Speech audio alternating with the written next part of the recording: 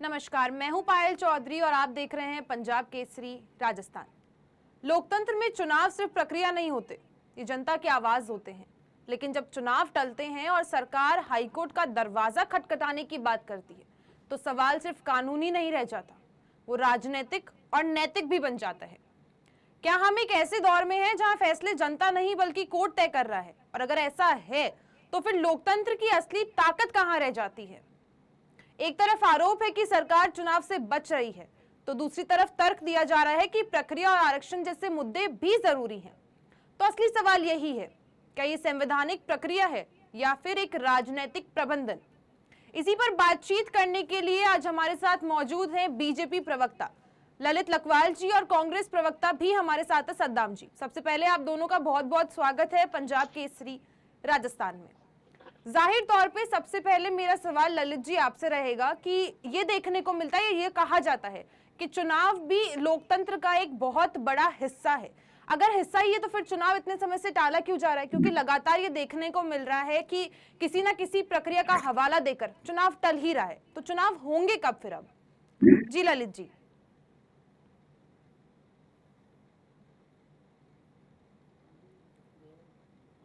ललित जी, आपको मेरी आवाज आ रही है?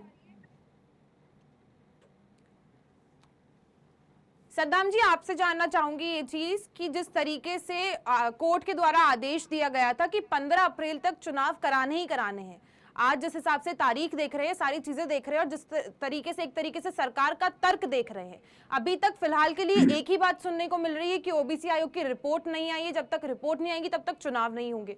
इस पर क्या कुछ कहना है आपका? जी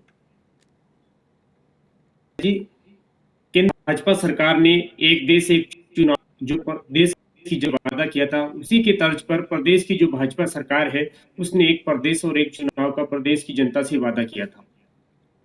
जिस तरीके से आपने देखा होगा कि राजस्थान प्रदेश के अंदर पंचायती राज और निकाय की जो संस्थाएं हैं उनका 2 वर्ष पूर्ण हो चुका है, पहले पूर्ण हो चुका है, लेकिन आज तक वहां चुनाव की प्रक्रिया है वो प्रारंभ नहीं हुई। मैं आपको बताना चाहूंगा, राजस्थान नगरपालिका अधिनियम 2009 का आप अवलोकन कीजिए, राजस्थान पंचायती राज अधिनियम 1995 का अवलोकन कीजिए, 73वें 74वें संविधान संशोधन का आप अवलोकन कीजिए। इसमें स्पष्ट लिखा हुआ है कि 5 वर्ष की अवधि पूर्ण होने पर नगर निकाय पंचायती राज के चुनाव होने चाहिए।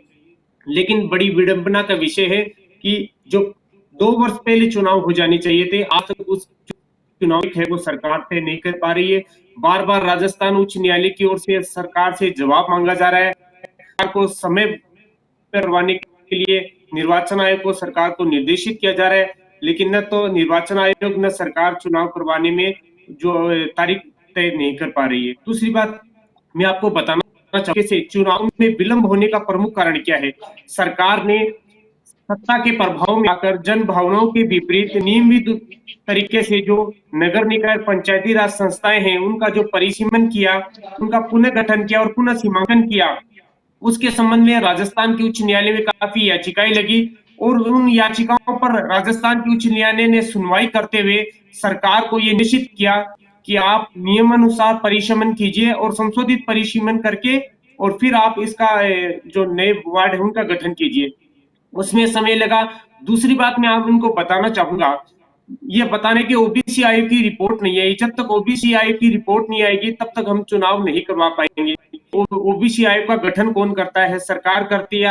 आप काफी विलंब से ओबीसी आयोग का गठन कर रहे हो। आपको बहुत पहले इसका गठन कर देना चाहिए ताकि समय पर इसकी रिपोर्ट आ जाती और सरकार समय पर इसका चुनाव करवाने के लिए समर्थ होती, लेकिन आपने इसका समय पर गठन नहीं किया। दूसरा, आपने ललित जो जी, आपसे जानना मतदाता सूची, चाहूंगी मैं ये चीज, जिस तरीके से सद्दाम जी लगातार ये कह रहे हैं कि जो भी देरी हो रही है इलेक्शंस के अंदर, वो सारी बीजेपी की एक तरीके से अंदरूनी, कह सकते हैं पहले से सोची समझी साजिश ही थी कि चुनाव नहीं कराना चाह रहे हैं वो लोग। जी ललित जी। जी देखो, कांग्रेस की एक आदत पड़ गई है, झूठ बोलो बोलो और जनता को भ्रमित करो। ऐसा बिल्कुल नहीं है, क्योंकि इनको पता होगा कि एक सुप्रीम कोर्ट का ऑर्डर है, विकास किशन राव गवली बना महाराष्ट्र, उसमें निकायों के अंदर ओबीसी को आरक्षण देने के लिए 3 स्तरीय परीक्षण का हवाला दिया गया। वो 3 स्तरीय परीक्षण क्या है मैं आपको बता दूं। तो एक तो इस निकाय जो चुनाव है उसके आरक्षण देने के लिए एक आयोग का गठन किया जाएगा। वो उन जातियों के पिछड़ेपन का परीक्षण करेगी और उनको आरक्षण देने के समय के क्या प्रभाव होंगे उनका अवलोकन करेगी। उसके बाद जो डेटा उनके पास आएगा तो उसमें से ओबीसी को कितना प्रतिशत आरक्षण दिया जाना है वो निर्णय होगा। उसके बाद तीसरा स्टेप है कि एससी, एसटी और ओबीसी इन तीनों का आरक्षण मिला के 50% से अधिक नहीं हो, ये तीनों तरीके के टेस्ट किए जाएंगे। और ये ऑर्डर 2022 में आ चुका था सुप्रीम कोर्ट का, लेकिन उस समय कांग्रेस की गवर्नमेंट थी। कांग्रेस की गवर्नमेंट ने इसको जो त्रिस्तरीय परीक्षण है उसके लिए आयोग का गठन नहीं किया। भाजपा सरकार ने तुरंत जैसे ही चुनावी सरगर्मियां शुरू हुई आयोग का गठन कर दिया। क्योंकि 2011 की जो जनगणना है उसमें इतनी भारी त्रुटियां हैं कि कई कई ग्राम पंचायतों में, कई कई वार्डों में ओबीसी का जो जनसंख्या है वो 0 दिखाया गया है। तो भारतीय जनता पार्टी का स्पष्ट वो है कि हम बिल्कुल भी ओबीसी के साथ अन्याय नहीं करना चाहते। कांग्रेस जल्दबाजी में चुनाव करा के ओबीसी का हक मारना चाहती है, इसीलिए इनकी मंशा कभी भी ओबीसी को आरक्षण देने की नहीं रही। ओबीसी आयोग को संवैधानिक दर्जा देने का काम राष्ट्रीय स्तर पे, केंद्रीय स्तर पे मोदी सरकार ने किया है, भाजपा सरकार ने किया है। ये जल्दबाजी में चुनाव कराना चाहते हैं और ओबीसी का जो उचित हक है उसको छीनना चाहते हैं। इसीलिए ये बार बार जनता को भ्रमित करते हैं, कोर्ट में कुछ बोलते हैं, मीडिया में कुछ बोलते हैं। ऐसा बिल्कुल भी नहीं है।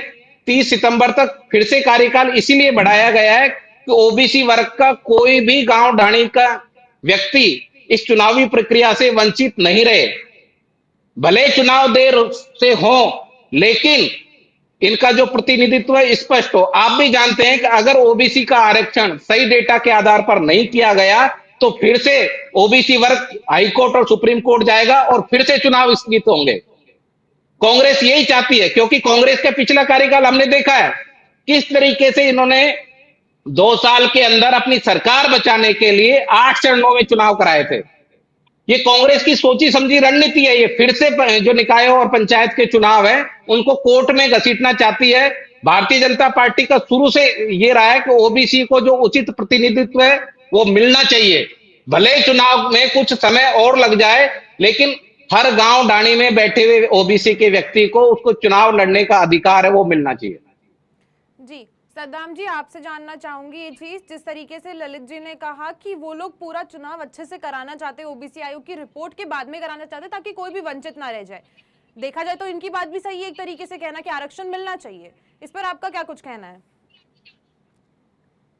जी पायल जी, बिल्कुल मैं ललित जी को बताना चाहूंगा कि ओबीसी और अनुसूचित जाति जनजाति के लिए सबसे पहले अगर किसी ने उनके अधिकारों के लिए, हकों के लिए अगर किसी ने लड़ाई लड़ी है तो वो कांग्रेस पार्टी है।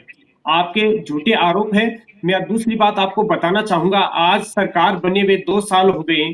5 साल की अवधि के अंदर जो नगर निकाय और पंचायती राज के चुनाव होने चाहिए, आज 2 साल हो गए, आज तक आपने आयोग का गठन नहीं किया, आज तक रिपोर्ट नहीं आई। जब सरकार बनने के उपरांत अगर तुरंत 5 साल का कार्यकाल जब नगर निकाय पंचायती राज का पूर्ण हो चुका था तभी आपको ओबीसी आयोग का गठन कर देना चाहिए था, ताकि वो समय पर आ जाती और रिपोर्ट आने के बाद में और सरकार समय पर चुनाव करवा पाती। लेकिन सरकार की मंशा, क्योंकि नगर निकाय और पंचायती राज के चुनाव होंगे तो ग्रामीण क्षेत्रों के अंदर और शहरी क्षेत्रों के बोर्ड के माध्यम से बहुत सारे प्रदेश के हमारे जो विकास कार्य हैं वो उनको गति मिलेगी। लेकिन सरकार नहीं चाहती है, क्योंकि विकास कार्य होंगे तो उसमें बजट लगेगा और सरकार की मंशा ये नहीं है कि ग्रामीण क्षेत्रों के अंदर, शहरी क्षेत्रों के अंदर विकास को एक गति मिलेगी।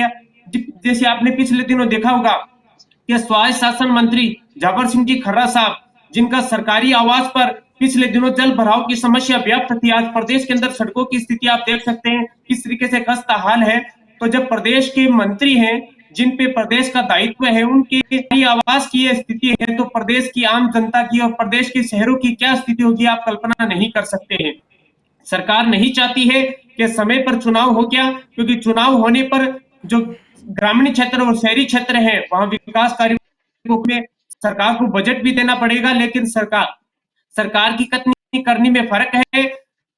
हाईकोर्ट बार बार सरकार को, राज्य निर्वाचन आयोग को चुनाव करवाने के बारे में निर्देशित कर रहा है। जिस प्रकार से आपने देखा होगा कि सरकार का दोहरा चरित्र इसमें सामने आ गया। सरकार एक तरफ भर्ती को रद्द करना नहीं चाह रही थी और हाईकोर्ट ने और इसमें फैसला देकर इस भर्ती को रद्द किया है। तो सरकार का दोहरा चरित्र है। ललित जी, मैं भारतीय आपसे जनता जानना पार्टी वो चाहूंगी नहीं जिस चाहती की इनके समय विपक्ष पे दुरुस्त से चुनाव हो गया। जी जी, सदाम जी आप पर आएंगे। ललित जी, मैं आपसे जानना चाहूंगी कि विपक्ष लगातार ये कह रहा है कि सरकार चुनाव कराना नहीं चाहती क्योंकि सरकार डर रही है। उन्हें लग रहा है कि शायद उनकी जो सीटें हैं वो जिन भी लोगों को चुनाव में उतारेंगे वो हार जाएंगे। शायद इसी वजह से लगातार जो भी डिले हो रहा है या जो भी चुनाव को टालने की कोशिश की जा रही है। जी देखिए, मैंने पहले भी एक बार बताया है कि चुनाव से भागने का काम कांग्रेस सरकार करती है, भाजपा कभी चुनाव से नहीं भागी, क्योंकि यहाँ पे कुछ संवैधानिक प्रक्रिया नहीं है, इसलिए इसमें समय लग रहा है। की बात करें तो इन्होंने 2 साल के अंदर कराए हैं, 8 चरणों में चुनाव कराए हैं। 1980 में 9 साल बाद चुनाव कराए थे और 1975 में इंदिरा गांधी जी ने तो पूरे देश में इमरजेंसी लगा के पूरे चुनाव को 17 महीने तक रोक दिए थे। ये किस मुंह से बात कर रहे हैं? संविधान का मजाक उड़ाना इनका काम है। आप अगर ज्यादा गहराई में जाएंगे तो संविधान का मजाक बनाने का काम कांग्रेस की सरकार ने किया है। इसका सबसे बड़ा उदाहरण है, अब तक 106 संशोधन हुए, उसमें 70 से ज्यादा संशोधन कांग्रेस पार्टी ने अपने फायदे के लिए किए हैं। इसमें सबसे बड़ा उदाहरण मैं बताता हूं, 42वां संशोधन उठा के देखिए, उसी से समझ में आ जाएगी किस तरीके से इन्होंने संविधान का मजाक बनाया है। जब उस अभी भी ललित जी, जिस तरीके से आपने कहा कि महाराष्ट्र के अंदर ये कहा गया था कि ओबीसी आरक्षण की रिपोर्ट नहीं आएगी तब तक चुनाव नहीं हो सकते, उसी तरीके से मध्य प्रदेश के अंदर तो जब तक ओबीसी आयोग की रिपोर्ट नहीं आई थी उसके अलावा भी चुनाव हो गए थे, तो फिर राजस्थान में चुनाव संभव क्यों नहीं है? नहीं, वो उसी अगर उसमें ओबीसी के आरक्षण दिए बिना उनको सामान्य मानते हुए चुनाव करा सकते हैं, लेकिन कांग्रेस यही चाहती है कि ओबीसी को आरक्षण नहीं मिले। मैं भी तो यही कहना चाह रहा हूं, भारतीय जनता पार्टी की तरफ से यही कहना चाहता हूं, कांग्रेस का यही चरित्र है। वो नहीं चाहती कि ओबीसी वर्ग को उचित प्रतिनिधित्व निकाय और पंचायत चुनाव में मिले, इसलिए वो चाहती है कि इसको सामान्य करके चुनाव घोषित कर दिए जाए। और इनको भी पता है ये चुनाव में हारने वाले हैं, ये फिर उसको मुद्दा बनाएंगे, देखो जी ओबीसी को आरक्षण नहीं दिया। यही तो ये चाहते हैं, इनका एजेंडा यही है कि बिना ओबीसी को आरक्षण दिए आप चुनाव करा दीजिए। क्योंकि आप देखिए ट्रिपल स्टेप पे ये परीक्षण होना है, हर एक वार्ड का ओबीसी का डेटा लेना है, उसके अलावा जो उसका प्रतिशत तय करना है, एससी एसटी ओबीसी का 50% का आरक्षण फिक्स करना है। इन सभी चीजों में समय लगता है, क्योंकि 2011 के जो जनसंख्या के आंकड़े हैं उनमें बहुत सारे वार्ड ऐसे हैं जहां पे ओबीसी शून्य है, जो संदेह पैदा करती है, इसीलिए इसमें समय लगा है। भारतीय जनता पार्टी ओबीसी वर्ग को उचित प्रतिनिधित्व देना चाहती है, इसीलिए ओबीसी आरक्षण के लागू करके ही चुनाव कराना भारतीय जनता पार्टी का उद्देश्य है। जी सद्दाम जी, आपसे जानना चाहूंगी, जिस तरीके से ललित जी ने कहा कि ये लोग तो चुनाव कल ही करा देंगे, पर फिर भी एक तरीके से कांग्रेस ये मुद्दा उठा देगी कि ओबीसी को आरक्षण नहीं दिया। अगर ओबीसी को आरक्षण मिलता है तो फिर भी कांग्रेस मुद्दा उठा रही है कि चुनाव जल्दी कराइए। तो एक तरीके से जो पूरा गोल चक्कर घूम रहा है वो कांग्रेस के खिलाफ ही घूम रहा है। जी बिल्कुल, भारतीय जनता पार्टी ने जो एक राज्य एक चुनाव करवाने की जो घोषणा की थी, सरकार अपने ही द्वारा की गई घोषणा को समय पर पूरी नहीं कर पा रही है। क्योंकि जिस तरीके से आपने देखा होगा, अभी ललित जी संवैधानिक प्रावधानों की बात कर रहे थे, मैं इनको बताना चाहूंगा 73वें 74वें संविधान संशोधन में स्पष्ट लिखा हुआ है कि 5 वर्ष की अवधि पूर्ण होने पर नगर निकाय पंचायती राज के चुनाव होने चाहिए। राजस्थान नगर पालिका अधिनियम 2009 का आप अवलोकन कीजिए, पंचायती राज अधिनियम 1995 का अवलोकन कीजिए, उसमें स्पष्ट लिखा है कि 5 वर्ष की अवधि पूर्ण होने पर नगर निकाय पंचायती राज के चुनाव होने चाहिए। दूसरी बात, आप ओबीसी पर राजनीति करते हो, एससी एसटी पर राजनीति करते हो। अगर ओबीसी के लिए, एससी एसटी के लिए अगर किसी ने सबसे पहले उनके अधिकारों के लिए, उनके हकों के लिए, उनके आरक्षण के लिए अगर किसी ने लड़ाई लड़ी है, उसके लिए काम किया है तो वो पार्टी ने किया है। दूसरी बात मैं आपको बताना चाहूंगा, अभी आप इंदिरा गांधी जी बारे में जिक्र कर रहे थे। इंदिरा गांधी जी ने और गांधी परिवार ने देश के विकास में, देश के उत्थान प्रगति और समृद्धि में, राष्ट्र निर्माण में और देश को शक्तिशाली और समृद्ध बनाने में अगर गांधी परिवार ने जितना योगदान दिया है, शायद भारतीय जनता पार्टी के किसी कार्यकर्ता और नेता ने नहीं दिया है। इसलिए आप मनगढ़ंत आरोप, झूठे आरोप लगाते हैं। लेकिन जिस तरीके से आपने देखा होगा कि पिछले बजट में सरकार ने कुछ ऐसी घोषणाएं कर दी थी कि बाद में सरकार को जाकर ये कहना पड़ा कि ये घोषणाएं हैं वो फिजिबल नहीं है। सरकार अपने ही द्वारा की गई घोषणाओं को समय पर पूरी नहीं कर पा रही है, चाहे वो नगर निगम के चुनाव हो, चाहे वो ललित जी, एक पंचायती बार राज आप के भी चुनाव जान हो, लेते हैं ये चाहे वो चीज। बजट की घोषणाएं हो, जी चाहे वो एसआई भर्ती परीक्षा का प्रकरण हो। सरकार की कथनी करनी में फर्क है। सरकार का दोहरा चरित्र वो जनता के सामने आ चुका है। प्रदेश की जनता जान चुकी है कि आने वाले नगर निकाय पंचायती राज चुनाव में भारतीय जनता पार्टी है वो पूरी तरह से हारने वाली है। इसलिए सरकार समय पर चुनाव नहीं करा के अन्य अन्य प्रकरणों से सरकार चुनाव को टालने का प्रयास कर रही है। जी ललित जी, आपसे जानना चाहूंगी ये चीज। आपने कहा कि 2011 से जो भी रिपोर्ट थी उसके अंदर जो भी त्रुटि थी या जो भी गलतियां थी, मैंने वो चीज मान ली फिलहाल के लिए। पर मेरे जहन में जो सवाल लगातार आ रहा है कि 2.5 साल 3 साल काफी नहीं थे अभी तक ओबीसी रिपोर्ट आने के लिए, उस चीज का गठन होने में और वो जो सारी गलती थी उनको सुधारने में? जी जी देखिए, जब पूरा विस्तृत डेटा लिया जाता है, उसका परीक्षण किया जाता है, उसमें समय लगता है। और उस समय में जब त्रुटियां पाई जाती हैं तो उसको सुधारने के लिए भी समय लगता है। इसीलिए ओबीसी आयोग का जो कार्यकाल है बढ़ा करके 30 सितंबर किया गया है।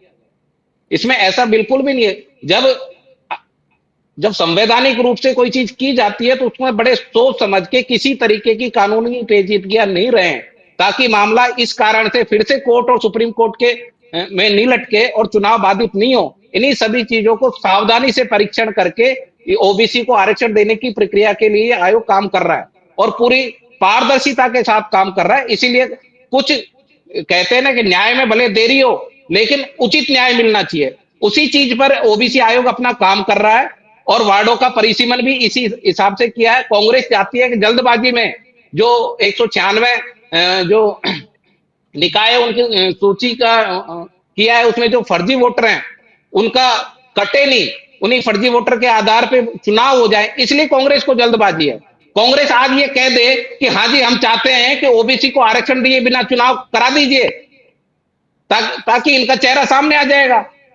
जी, क्या बहुत बहुत दिक्कत है? धन्यवाद अगर ललित जी और सद्दाम सुनिए, जी आपका अगर कि आप अगर लोग पंजाब अगर केसरी 4 राजस्थान महीने, के साथ अगर जुड़े और 3 से आपने 4 जनता महीने के चुनाव सामने डिले अपनी हो बात जाए रखने की और कोशिश की। ओबीसी को उचित थोड़ा सा समय प्रतिनिधित्व सीमा मिल जाए। कारण कम होने के कारण इस डिबेट को यहीं रोकना पड़ेगा। जिस तरीके से आपने देखा कि लोकतंत्र में सबसे बड़ी ताकत सरकार की भी नहीं होती है, विपक्ष की भी नहीं होती है, सबसे बड़ी ताकत जनता की होती है। और फिलहाल के लिए ये देखना दिलचस्प रहेगा कि पंचायत चुनाव आखिर होंगे कब। क्या सरकार अभी भी एक तरीके से हाईकोर्ट का दरवाजा खटखटाएगी इस डेट को आगे बढ़ाने के लिए, क्योंकि लगातार सुप्रीम कोर्ट से जो डेट दी गई थी वो 15 अप्रैल थी कि 15 अप्रैल तक सरकार को पंचायत चुनाव कराने होंगे। पर जिस तरीके से लगातार देखने को मिल रहा है कि ओबीसी आयोग की रिपोर्ट अभी आई नहीं है और फिलहाल चुनाव कराना एक तरीके से संभव नहीं है। लगातार हमारी सारी अपडेट्स बनी रहेंगी इसी पर, और तब तक के लिए देखते रहे पंजाब केसरी राजस्थान।